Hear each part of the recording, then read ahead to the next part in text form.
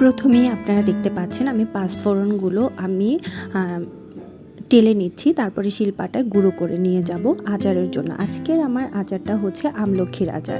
যারা হচ্ছে আমলকি খেতে পছন্দ করেন না, আমলকি খেতে যাদের কাছে তেতো লাগে, সো তাদের জন্য এই আচারের রেসিপিটা। কারণ আমলকি চুলের জন্য খুবই উপকার। সো এই আচারটা বানিয়ে যদি খেতে পারেন তাহলে অবশ্যই উপকার পাবেন। প্রথমে হচ্ছে আমলকিটা আমি সিদ্ধ করে নিয়েছিলাম, তারপরে ওটা থেতলে নিয়েছি।